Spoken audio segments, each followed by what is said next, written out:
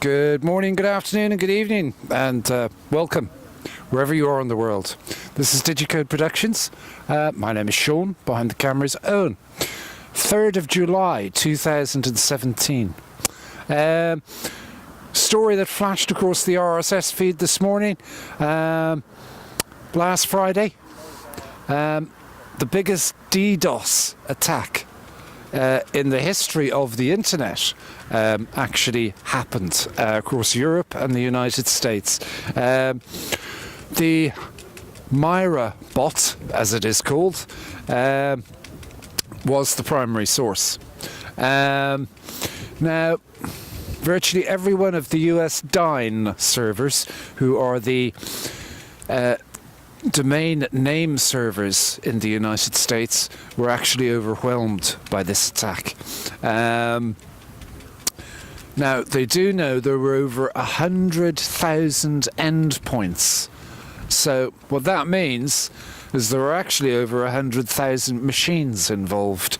Now, whether they were all directly controlled by people may be open to question, but in terms of attack strength, 1.2 terabytes of data was thrown at the Dyn servers.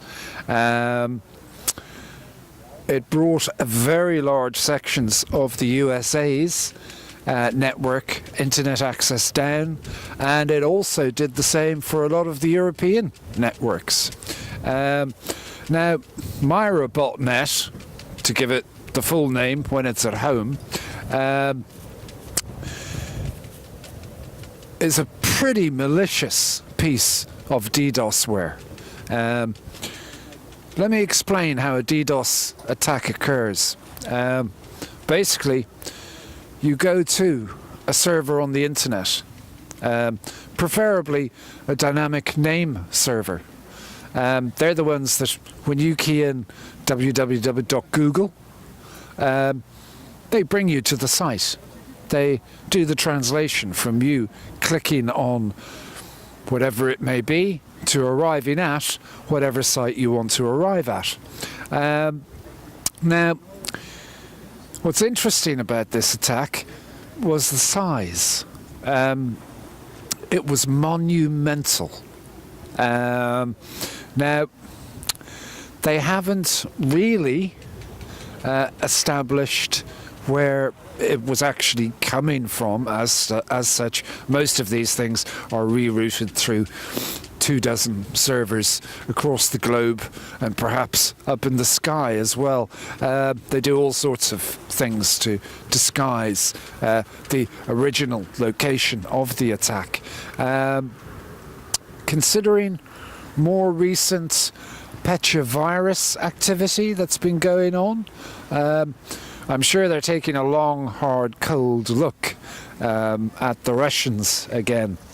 I'm not getting why we're suffering in this way from all of these attacks.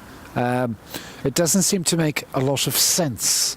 I do know this much, that NATO's cyber division is taking an interest in this, and they might possibly deem it to be what they call an act of war, which means they can respond in whatever way they deem fit. Now, I hope everyone, how do you put it, keeps a cool head around this one.